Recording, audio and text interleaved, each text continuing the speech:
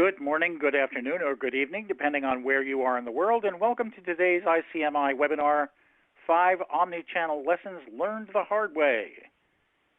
Thanks to today's sponsor, Five9, and there's a link to their website right in the Attachments tab on your BrightTalk window, along with a slide deck for today's presentation and other useful links. I'm Roy Atkinson, Group Principal Analyst for ICMI and HDI, and I'll be your moderator today. With us today are Scott Sachs, President of SJS Solutions. Scott is a highly accomplished, well-respected senior-level executive who provides specialized consulting solutions in the areas of customer service and contact and call center operations through SJS Solutions. Scott consistently and successfully transforms and grows world-class customer service organizations. He thrives on working with organizations that are at an inflection point in their customer service lifecycle.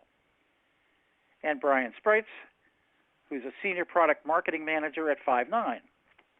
For more than 18 years, Brian has been helping customer service operations perform at peak levels and deliver loyalty-winning experiences. In addition to his positions in product marketing, Brian has had roles in product development and product management. With expertise spanning the full range of customer engagement solutions, Brian provides unique perspectives and valuable insights on effectively combining technology and processes to gain operational and competitive advantages.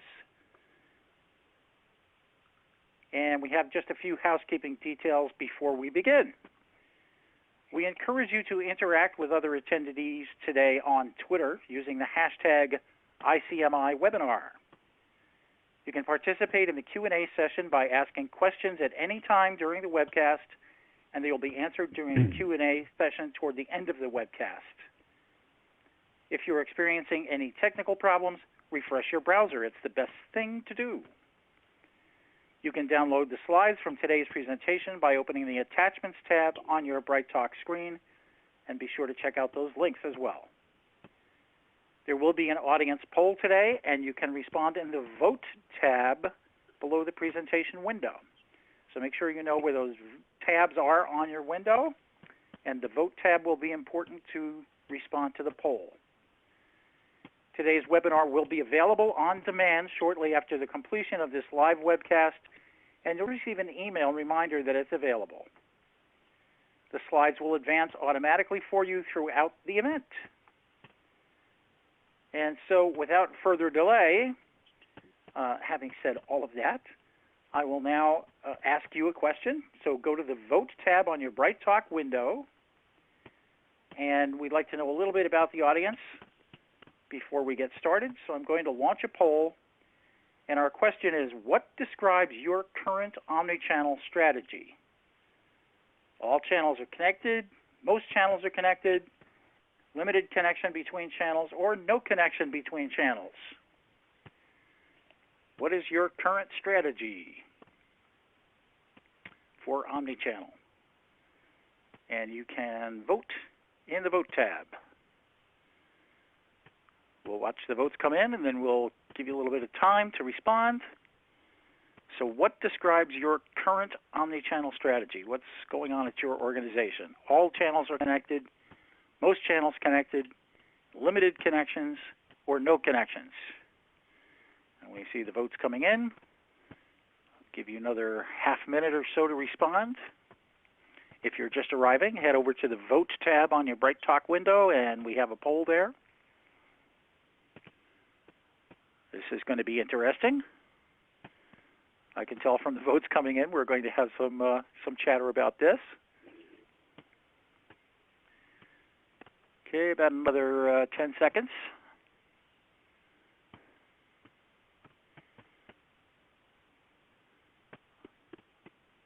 All right, we're going to stop the voting and let the magic tabulation complete, and then we'll take a look at the results. So only about 12% of you said you have all channels connected. 22%, so a little less than a quarter, have most channels connected. 38% of you said limited connection between channels. And 29% of you said no connection between channels. So a lot of what gets said here today is certainly going to be relevant to you. Most of you are in a place where omnichannel is an aspirational goal, and you're not there yet. So, Scott, let's help them out. Over to you. Okay, thanks, Roy. I really appreciate it. And I want to thank everybody attending the webinar, taking time out of their busy days. What I'd like to do is, during today's discussion, cover four major topics. One is how an omnichannel strategy is usually initiated in an organization. Spent a few minutes discussing the difference between a multi-channel versus an omnichannel environment. There's a lot of confusion out there. Talk a little bit about a journey from a multi-channel environment to omnichannel. I call it a three-prong approach. And then identify three major pitfalls that occur during these journeys and have 5 specific lessons associated with them. So to start with, how does an omnichannel strategy start? You know, in many organizations I've seen, it starts with senior leadership. There's a corporate initiative that's, you know, brought up by somebody in a senior role saying, I see all this stuff about omnichannel strategies, omnichannel environment, and we need to be there. So there's a directive coming from senior management, which gets pushed down through the division to customer operations and then finally to the contact center. The only problem is no one really explains to the contact center, what does that mean? So the contact center needs to define what the omnichannel strategy is and how to navigate it. It's not just a simple journey to take, and there are a lot of major pitfalls that can occur during this movement. Discussing, you know, the difference between multi-channel and omnichannel, and again, there's a lot of confusion, so hopefully this will clarify very simply. Most contact centers are multi-channel, and what that means is they support communications with their customers across a variety of means, whether it's inbound phone, outbound phone, email and web, chat, etc. So any contact center that interacts with its customers in multiple ways is considered a multi-channel contact center. Omnichannel contact centers build upon the multi-channel environment with 2 specific differences. In an omnichannel contact center, there's a consistent voice across all channels. The brand is presented the same way, and the information is the same throughout the channels. So if you're a customer and you are looking for information on the web and get a response, in an omnichannel environment, you should be able to call into the contact center and you will get the same response. Many organizations are not set up like that, which is a big mistake and a major issue out there. The other piece of an omnichannel environment is that the environment tracks a full customer journey. So the organization understands every interaction a customer's had with that organization. So let's take an example of a customer who's on a website doing some shopping, and they get to a point where they get a little bit confused and need a little bit of assistance and want to start a chat. This is called a pivot. Again, I'm not sure how many people have heard this term before, but a pivot is moving from one channel to the other. So when the customer moves from doing a search on the web to a chat session in an omnichannel environment, the agent on the chat session knows all the activities that the customer has taken on the web. So they don't have to ask the customer to repeat any of the activities they performed. It's a little bit like dial transfers in the old days, where one of the biggest dissatisfiers for customers during a dial transfer is having to repeat information. Well, it also holds true in these pivots that customers don't want to have to repeat information. They want the agent who they're working with at the end, the web chat agent, to understand all the interactions they've had on the website. So that's the key difference. Multi-channel is multiple channels of communication. The omnichannel environment just builds upon that on consistency and understanding the full customer journey. So I want to discuss a little bit about a 3-prong approach of moving from a multi-channel to an omni-channel environment. And this is something I've done with some clients in the past. And the 3 prongs first is to improve current channels of communication. And that's focus on what you do today and do it better and improve it. The current channels are not going away, even though many people believe that they will disappear. I'm going to show you some data later on, but you need to keep on improving what you do today and make it better. The second prong of the approach is to add the new channels and to focus on additional customer demands. What are the demographics of your customers? What are they asking for? Make sure you provide channels of communication that are aligned with the customer needs. And finally, establishing the support structure, focusing on the foundation, which is primarily the technology and the processes.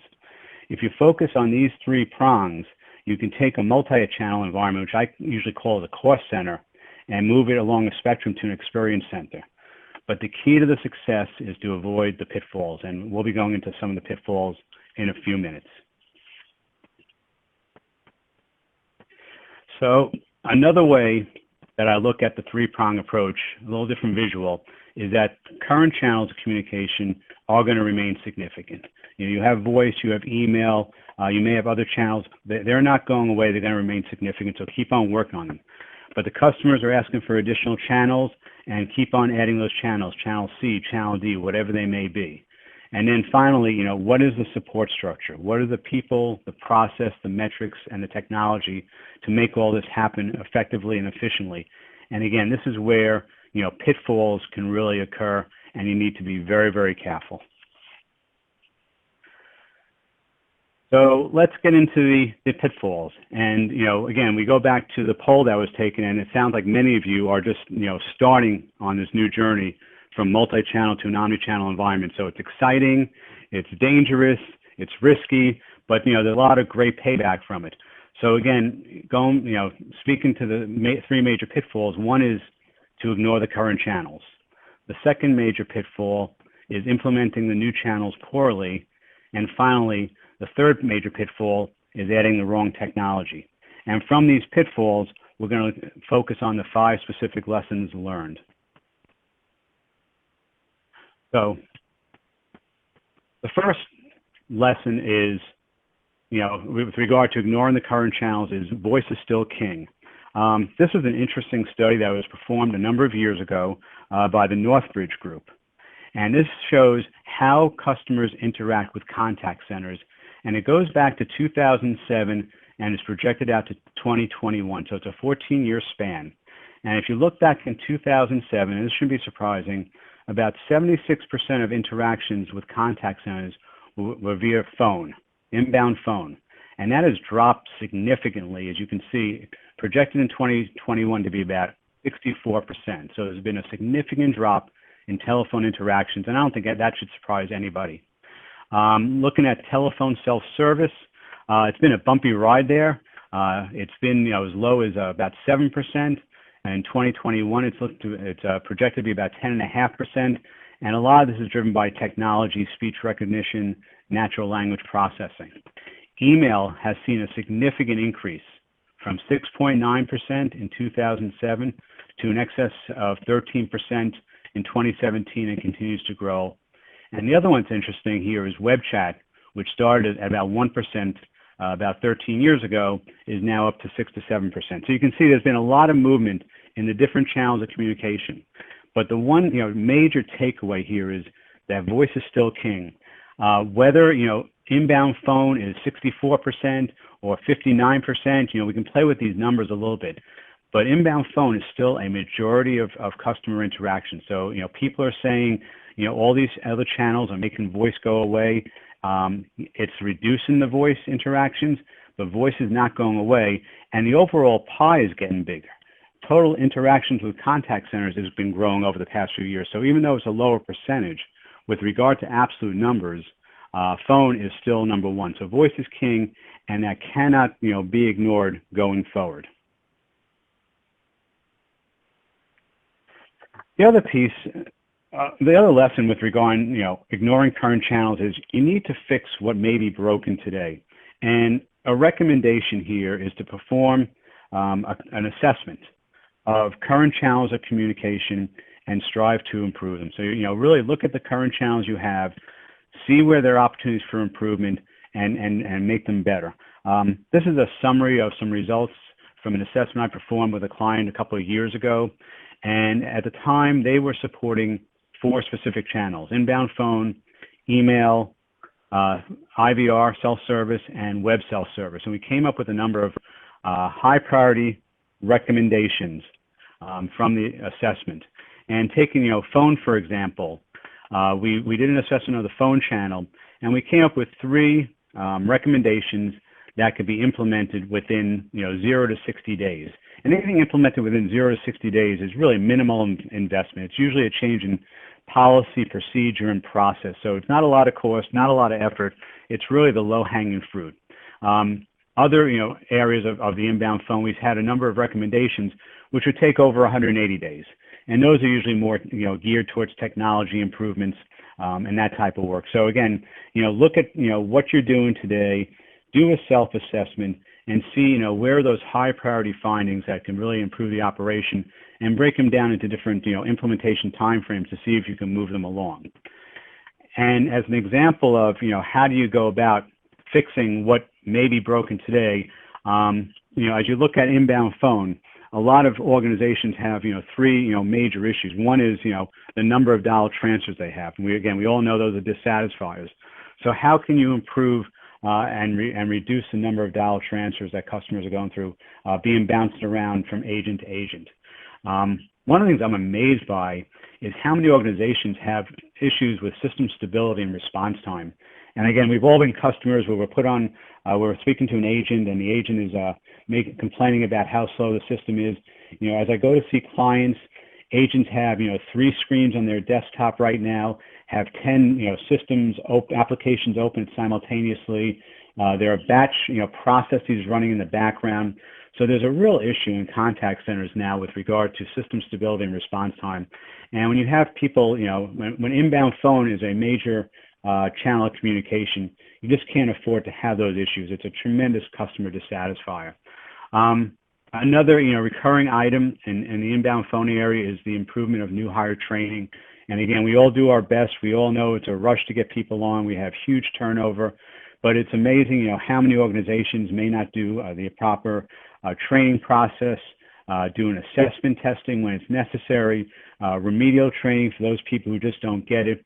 So again, look at the training program and how can you improve it. Organizations that have email as a major channel, you need to improve response times. Again, as I work with this client, their email response time goal was 24 hours. In today's environment, 24 hours doesn't make it. And if you're not open on weekends, then it goes to 72 hours. So how do you make your email response time, the SLAs, the right numbers for your customers? Drive it down under 4 hours and quicker if possible. And also with regard to email, implementing a QA program. Contact centers do a great job for the most part with quality assurance program on phone channels, but somehow the email or written channels get ignored. So, this is the written word. This is the stuff that goes out into people. They keep these documents, whether online or in hard copy. So you really need to make sure you have a good, solid quality assurance program for email. With regard to, self-service and voice response, things that we see during assessments is, improving their speech recognition capabilities. And again, not even talking about natural language processing. This is more the keyword speech. It's the add-on to DTMF. So it's press 1, say 1, or use some keywords to try to get some self-service resolution. We're finding a lot of companies are not fine-tuning their speech recognition, having a lot of problems, missing opportunities to really drive self-service. Improve, call routing coming out of an IVR. Again, this relates to dial transfers. If you're not getting the calls to the right people, those customers are going to be bounced around. And finally, with regard to IVR, a lot of issues with regard to reporting. Walk into a lot of clients, they don't know their resolution rates, their completion rates. The reporting is just not sufficient. One of the biggest, opportunities, to improve an IVR is understanding where customers fall out of an IVR. And it is truly amazing that, clients I've worked with just don't have the reporting capabilities to understand where customers are falling out of the IVR so they can make the improvements. And then, the other channel is self-service on the web. And I like to say this is usually used as a portal email. And again, fix what is broken today. You go to so many websites and there are so many great capabilities there for customers to do self-service, and they're just not used. So you need to go out and speak with the customers or do, work on the website and analyze it to understand, why these customers are not using the current capabilities. Are they not easy to find? Is it just customer avoidance? But again, great opportunities to improve this channel. And also, what are the additional capabilities? Why are customers bypassing the website and calling in for answers? So again, you need to fix what is broken today and stop ignoring the current channels of communication. The next major pitfall is implementing channels poorly. And the first thing is to respond to customer demands. And this is another study that was done about a year or two ago, where they went out to a number of contact centers and asked, what are the channels that you'll be adding in the short term to your contact center? And you can see from this slide that overall, web chat and mobile apps are the channels that are being added across a variety of industries. So again, this is not industry specific, but across a variety of industries, so you can see what is going on out there. It's interesting because email is there. It's a very low percentage. My hypothesis on why email is so low is that most organizations have it already. So there's not a lot of opportunity to add it. So I kind of throw that one out. But what you're seeing across all industries, web chat and mobile apps are the next communication channels that are being added. Another study that was done that I like to look at, and this is really where organizations need to understand the demographics of their customers. Who are their customers?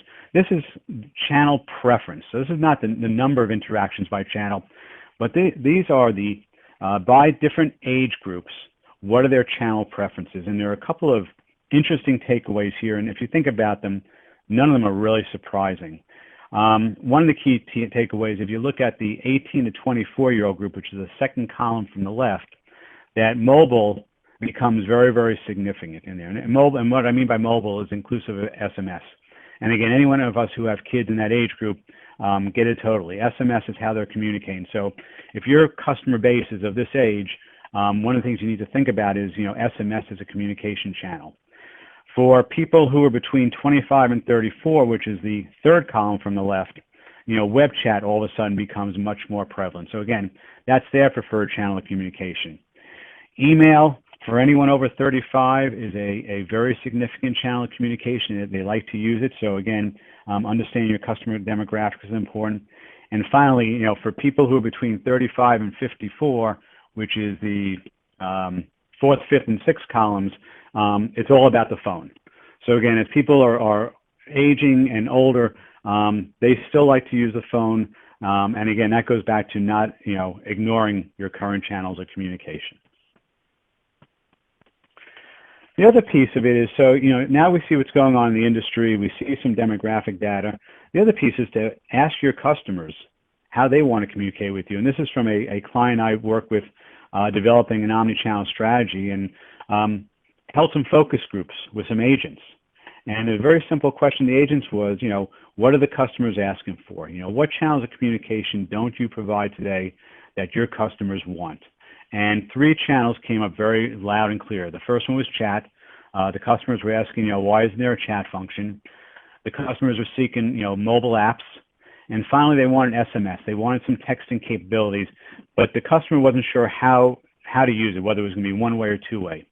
There are a lot of sexy channels out there, but for this client I had, the sexy channels, weren't, the ones that people were looking for. They weren't looking for visual IVR.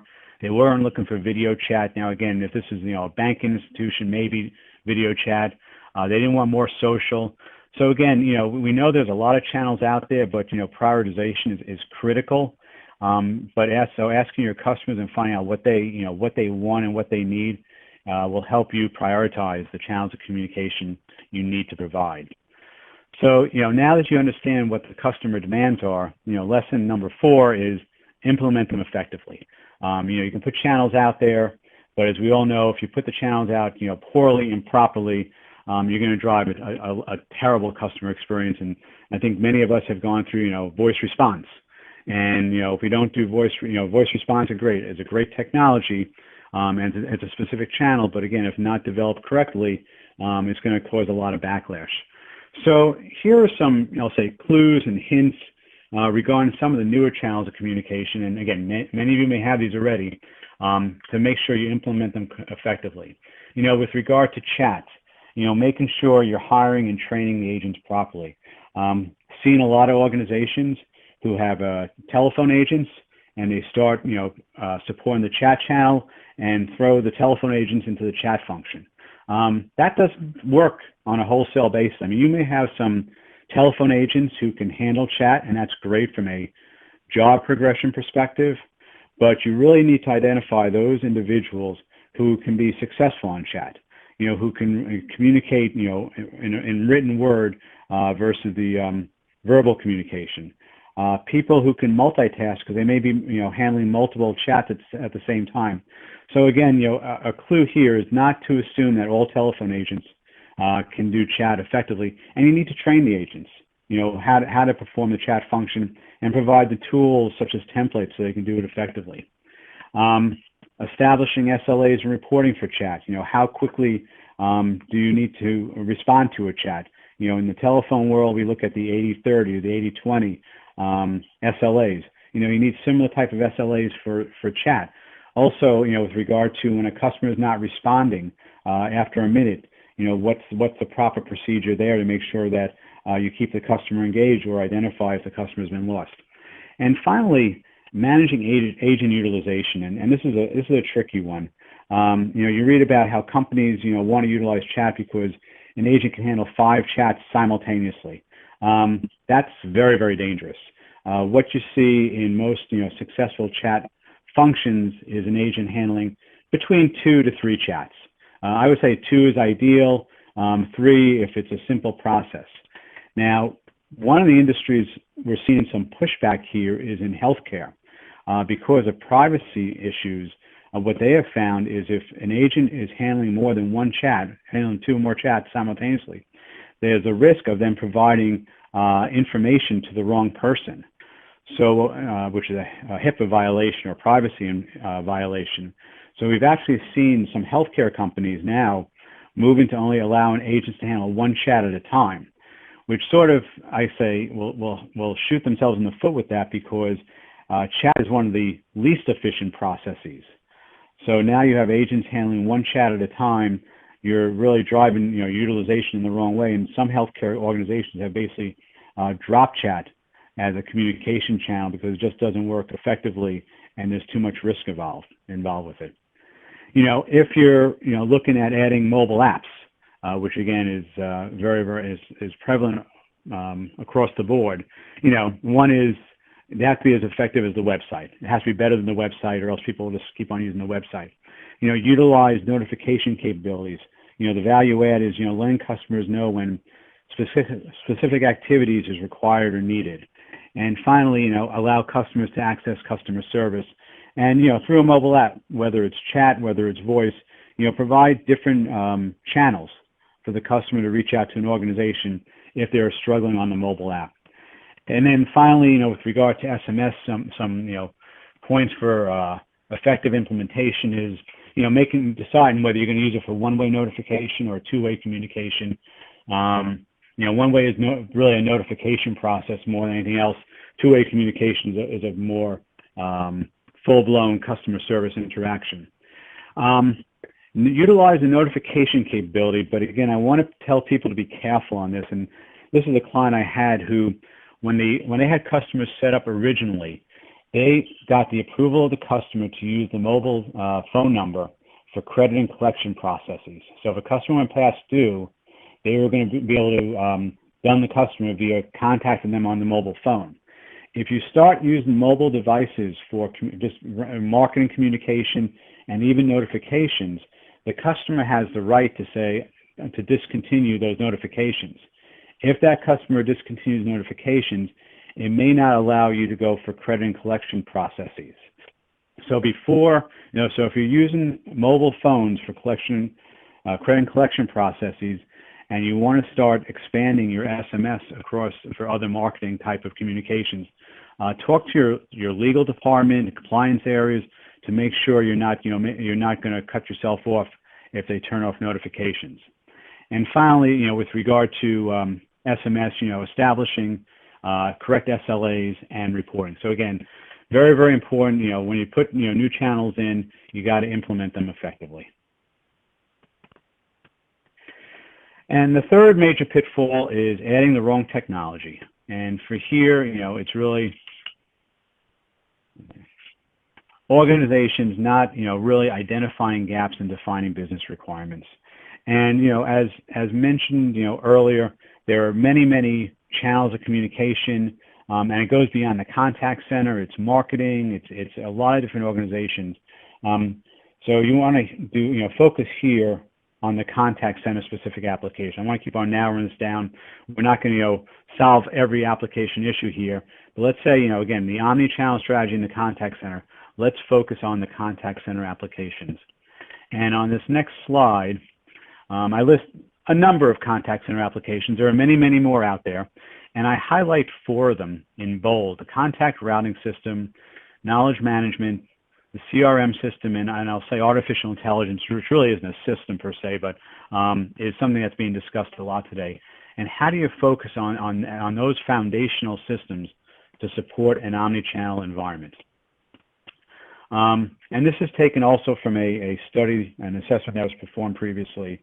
And this is what you may see in many, many contact centers. I'm sure many of you listening will look at this and nod your heads yes and say, yeah, this is our environment. First is with regard to the contact routing system. How do you get in different contacts to the agents?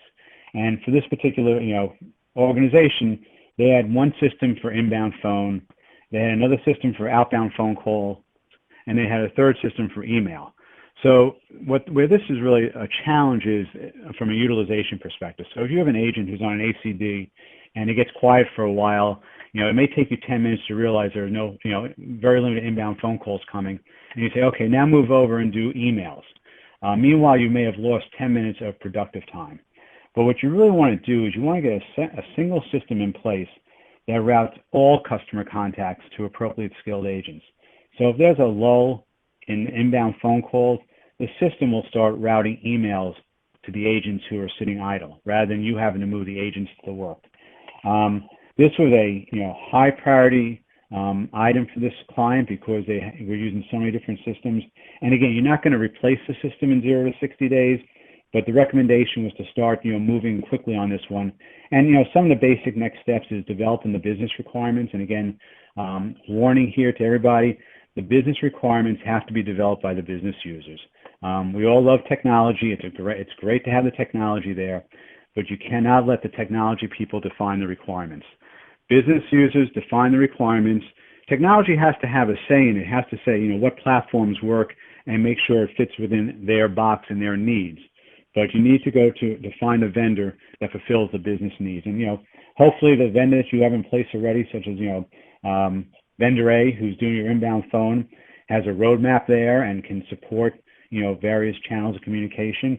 And if not, you may have to go to some other vendor who can give you a true omni-channel type of environment. Next is the CRM system. And again, this client was using a specific system, and they captured a lot of interactions with customers, but they're only the phone and email interactions. So again, if you think back to the omni-channel environment and supporting pivots, a CRM system or some type of system needs to understand the web journey. So when the customer pivots channels and starts a chat session, the agent has all the information in front of them. So really the goal here is to have a single system that captures the entire customer journey, including every single interaction. And again, for this client, it was a high priority item, so we informed them to start working on this in the next 60 days, develop the business requirements once again. Maybe their CRM platform can capture all this information, and if not, move on to another platform if needed. Knowledge management, again, as we think about, something I said before with regard to omnichannel environment, providing consistent answers across all channels. And I'm sure, many of you have this where the agents have, 3, 4 different sources of information. They may be using some type of online help system. They may have hard copy brochures sitting at their desk. They may go to the website for information. They may go to Google for information. So you have agents going to all these different places for information. And one of the biggest risks, and I've seen this a lot of places, is that the information is not consistent across these different knowledge sources. So depending who you speak to or what channel of communication, you may be getting different answers. So it's really, really critical here to get a single repository that organizes all the information in an easy-to-use manner, and it's very accessible. The other piece here, which I don't mention here, which is not the technology solution, is to also make sure you have a governance process in place of assuring that the information in the knowledge database is up to date, is accurate, is consistent. So again, you can have the greatest technology tool there, but if you don't have the right governance process in place, it's all going to fall apart. The other piece of knowledge management, which is critical, is that it's really a key foundational element for artificial intelligence. If you don't have a single source of information, AI will not work effectively. For this step, we put this as a medium priority only because not everything could be high, and we worked with the client and said, start this in the next 60 days and start developing the business requirements for a single source solution. And the final piece is artificial intelligence. And again, the current status, they didn't have anything in place right now. And, artificial intelligence, again, is going to be great. It is, supports self-service capabilities. It does a lot of, routing of customers to the right agents. It's a great agent assist tool. It's a piece of the omnichannel strategy. It's not, but it still, has a long ways to go. We identified this as a lower priority item to address. Really started addressing it in over 6 months. And part of it was because the knowledge database wasn't there yet.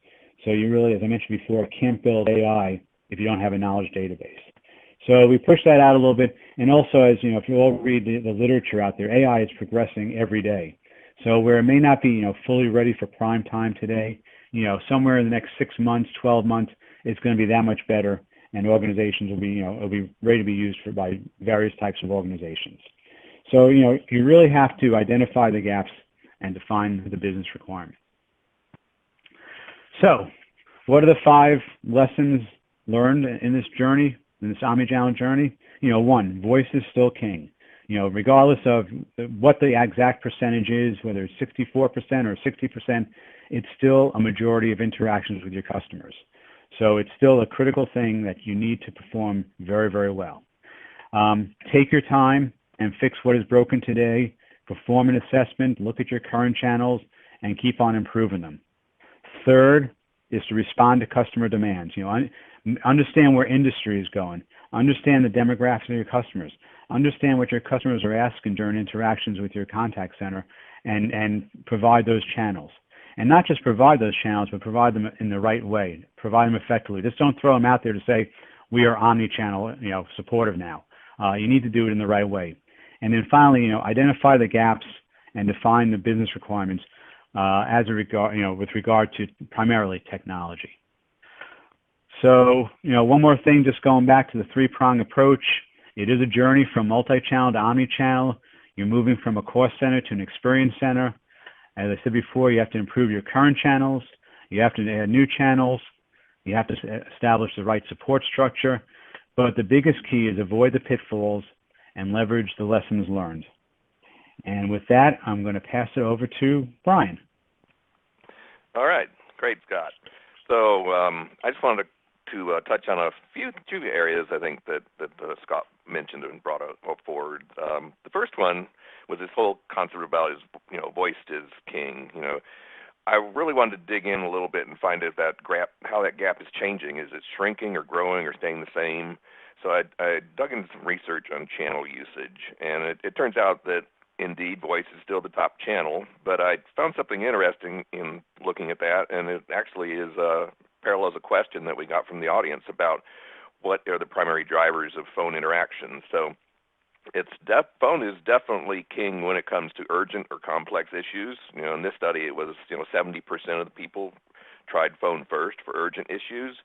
But when you look at what happens when there are more general issues, maybe not so urgent, it really starts leveling out. I mean, phone goes from 70% to 31%. I think that's a significant drop.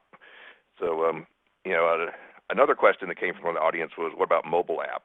I didn't capture that, but a lot of the studies I looked at did have either preference or usage for mobile apps, and it really looks like that's kind of stagnating. I thought that was kind of odd. I would expect it to continue to grow, but I think it is kind of stagnating because of some of the other channels seem to be growing more rapidly in performance.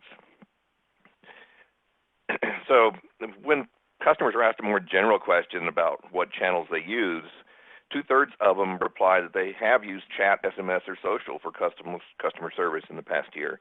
I thought that was a surprising number. I didn't expect it to be that high. That's across all customers.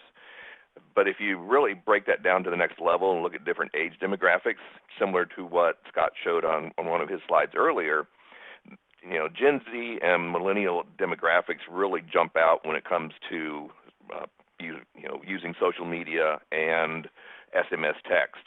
So those are two areas that are likely to even accelerate more as those groups continue to grow in that demographic.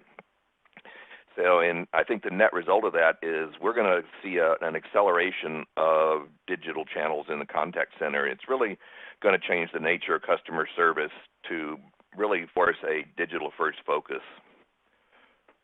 And by digital-first, what I'm talking about is that organizations can't afford to treat the digital channels as secondary channels anymore. They're going to be equally important as phone, particularly in some of those younger demographics. So, it's concept of a digital-first approach to omnichannel. It has a lot of the components that Scott mentioned. All the channels are connected. Customers get exceptional experiences regardless of what channel they are in. So a lot of that stuff he talked about setting SLAs and monitoring performance in those channels will help ensure that experience is consistent across all channels. So I just had a quick example of what a digital-first omnichannel experience looks like. So in this example, it starts with the customer receiving an SMS reminder of his upcoming appointment. Unfortunately, he needs to change it, but he's actually noticed there's an option on there. He can just reply to the text to change his appointment. So he elects to do that. Very simple. He doesn't have to place a phone call or initiate some other kind of contact. He's connected to an agent, and they continue to exchange SMS text back and forth, trying to find a date and time that will work, and it starts getting a little complicated. So the agent suggests that maybe this would go faster if we would switch to telephone. Can I give you a call? So the customer agrees, says, yeah, that's a great idea. So agent places an outbound call to his cell phone. Then now that they're connected by voice, it's much easier to find a date and time that works for the customer. So the agent updates his appointment. Before she lets him go, she offers to send him a confirmation. So a great example of how you can kind of stack other channels in this interaction. They can either do SMS or email or both, depending on what the customer wants. So that the end result of this, again, this is a very short example. There's a number of them that you can work through. The customer was really happy with how easy it was to change his appointment. The agent was happy she was able to help him do that and deliver a great experience. And she did that by really seamlessly integrating SMS, voice, and email into this interaction, which was all about changing an appointment. So Five9 has some great customer stories, and I want to wrap up my section by sharing an omnichannel one with you. So Roundpoint Mortgage is one of the nation's largest non-bank mortgage servicing companies. They have contact centers in Charlotte and Dallas.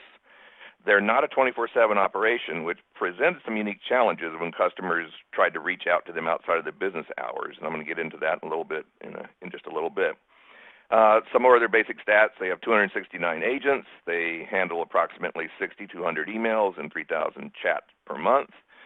Those email and chat channels are predominantly focused on helping customers apply for mortgages, setting up automatic payments, answering escrow questions, or helping with insurance claims. So some of the benefits they received with this digital-first omnichannel approach were increasing customer satisfaction, not just by offering more contact choices, but by offering those in a connected method that provides a customer journey approach across digital and voice. They improved agent productivity by 2 to 3 minutes per email and chat interaction through the use of assisted responses. And if you work through the numbers, that's about a $23,000 per month savings that they realized just from that simple usage of assisted response in email and chat.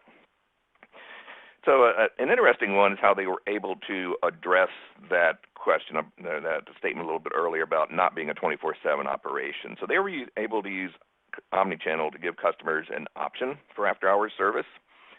So when it's outside of normal business hours, the customer on the website is given an option to send an email rather than initiate a chat. And it's different than a general email. This was actually, part of a contact us button.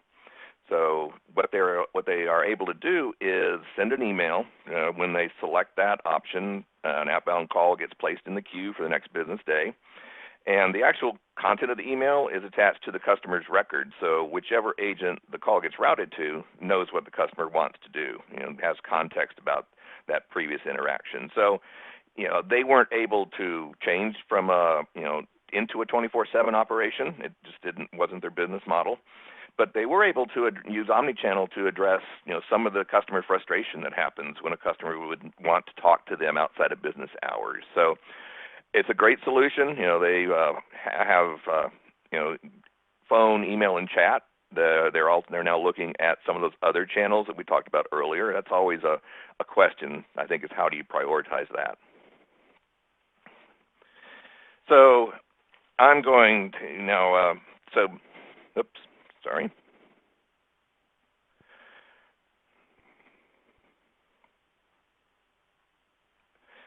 There we go. I'm having some technical issues. So we have a motto at Five9. We're really striving to make customer service a more human experience. I think we'd all like to be treated like more of a human when we contact customer service organizations, as we're all customers in some way, shape, or form. So helping our customers really create exceptional digital-first omnichannel experiences is just one way we do that. And that brings me to the end of my section, so I'm going to hand it back to Roy for some Q&A. Great, thanks, Brian. And we do have some questions here. And Brian, I think this first one goes to you, and maybe Scott will have a comment as well. If you can't offer all digital channels, do you have an action plan? Yeah, that's not an unusual situation. I mean, in fact, that's one of the things that we recommend with customers who are implementing Omnichannel is, this sort of don't try to boil the ocean. So make sure you focus on a channel, get it launched, and get it launched correctly. How do you decide the order you're going to take? That can change between different businesses. I mean, one thing you can do is look at some of these industry reports and just see, what the market overall is planning on doing, not just what they have currently, but some of the reports that I've looked at also say, what are they expected to deploy in the next 2 years? Another way of looking at that is kind of taking that demographic approach. If your customer base really skews towards an older or younger demographics, that might influence where you want to go with that. If you really have a younger customer base, then you really might want to consider looking at SMS and text, or even social, which is now really turning into social messaging more than social monitoring. So things like Facebook Messenger, WhatsApp are really getting some serious consideration as a tool for customer service. And this is Scott. I throw one more in, and I would utilize the contact center agents and the feedback they're getting. Again, what we found very interesting is customers will often say during a phone interaction, if you would have had the mobile app, I wouldn't have had to call in, or I was somewhere else. So build upon those first two items. You also get feedback from the contact center agents, because that's your frontline research department, and see what customers are asking for. Great, thank you, gents. How does an omnichannel environment improve employee engagement? Scott, you want to take a whack at that one? Yeah, there's a couple of ways to do that. One is providing different channels of communication all of a sudden provides new career opportunities for people. So again, if people are just doing voice, now if they have the right skill sets, they can get promotional opportunities, job enrichment by being able to do chat and voice, or being able to rotate through these things. So one is, I think it provides new career opportunities. Next is, it provides a better customer experience. And we all know when a customer experience is better, they're nicer to the agents. They're less stressed out. So again, the job is more rewarding, because now the interaction with the customer is really more beneficial to the customer versus a challenge for the customer. The other thing is, some of these new technologies. And again, as I sat in contact centers with agents, and again, they have 4 different sources of information to answer a question, and they don't know whether to go to a help system or pull a pamphlet or something. There's a lot of frustration. So again, if you can build technology that makes the agent's job easier, that one repository of information, or information like that, there's much more job enrichment, and really just makes the job easier, which again drives the whole employee experience. Yeah, I always like to look at the. I was just going to add, I always like to focus on the fact that agents in general want to deliver great experiences when a customer contacts, and just giving them this type of really advanced omnichannel environment gives them a really powerful set of tools they can use to really take care of their customers, and that helps them feel better. Great, thanks. I think we have a couple of questions that are related here, so I'm going to kind of conflate them. In regards to customer data, how do you ensure balance between personalization and privacy? And another question is, what are some of the compliance concerns around using social media, especially in healthcare? So concerning privacy, how do you balance that with convenience and personalization?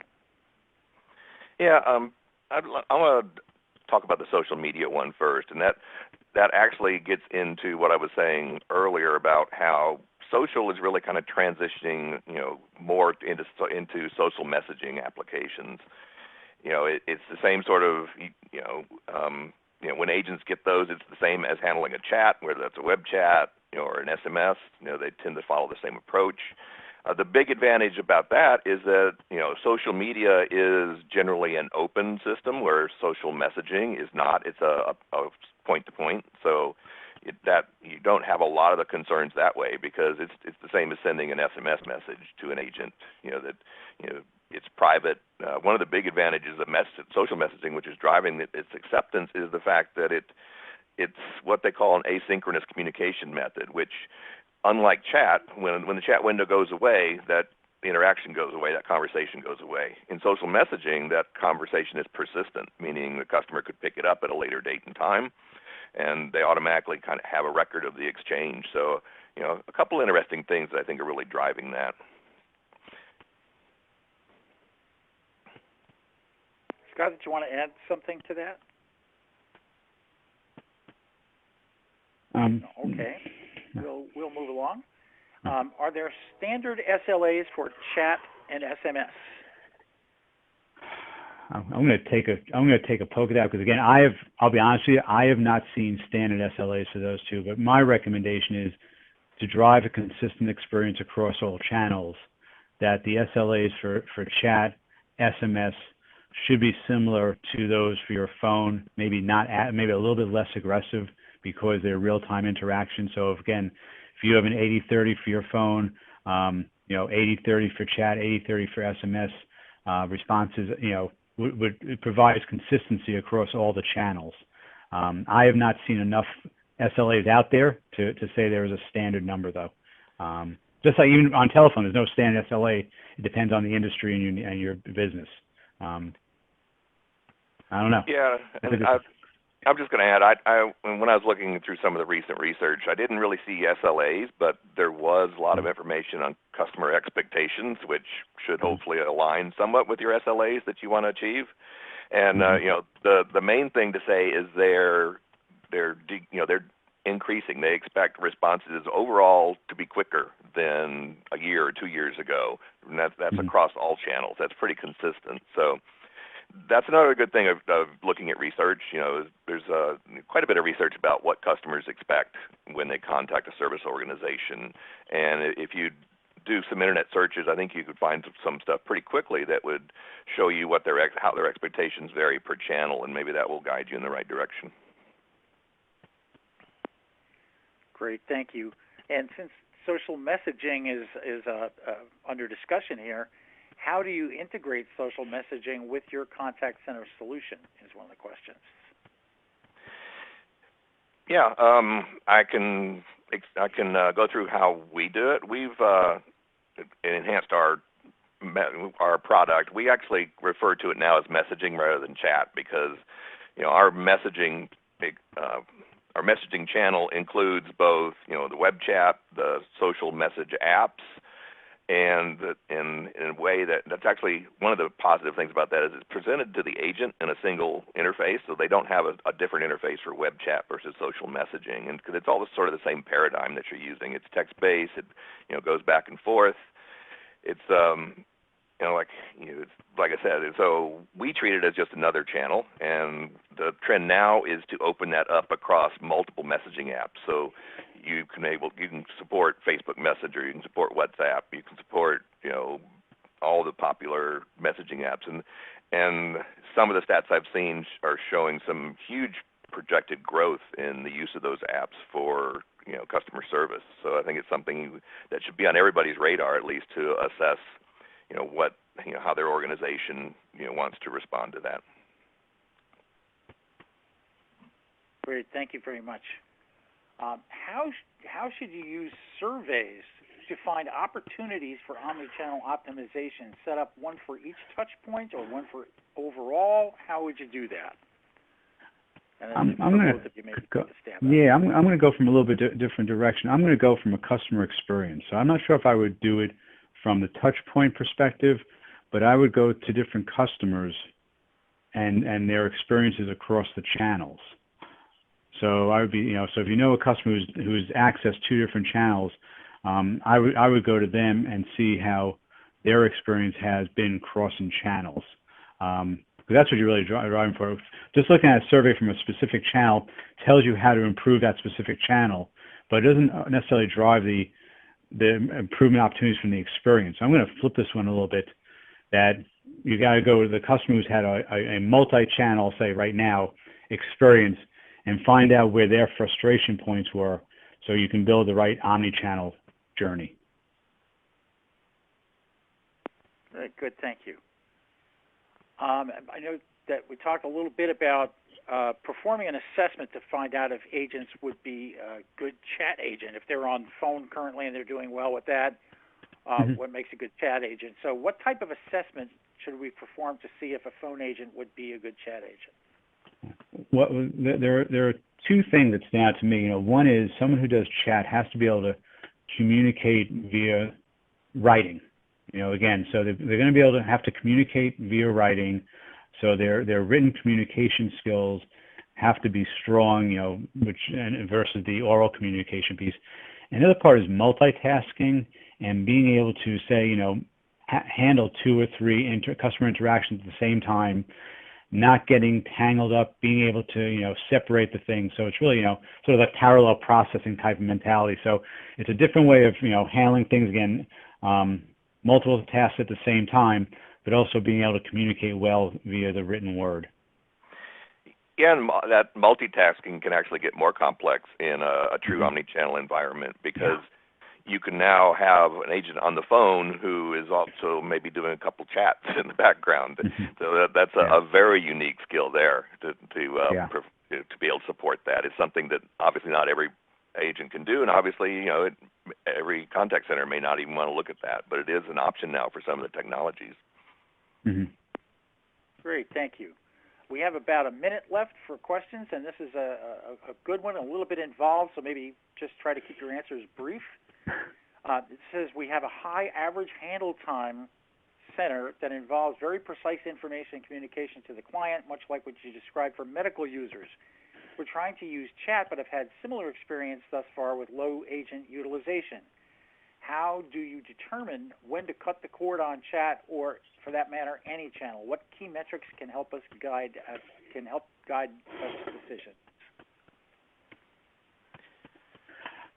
So how do you know when to cut on a particular channel? I guess. Good question. Yeah, it's a great question. Again, I've seen in the healthcare industry, they have made decisions of chat just does not work for them because the low utilization rate. The other thing is, you can use chat to start a conversation and then pivot to the voice channel if you can get the customer to go there. Because again, chat is very inefficient because you may wait 30, 60 seconds for the customer to respond to you. So if you feel like you have to offer chat, I would say try to get the customer to pivot to the voice channel to just drive utilization. Or just, it is what it is. It's sort of like a loss leader. It's one of the things you have to have Just realize it's not going to be highly, effective from a utilization perspective, but you need to offer it because it's what's being asked for by the customers. Great. Thank you so much. We're going to wrap it up here.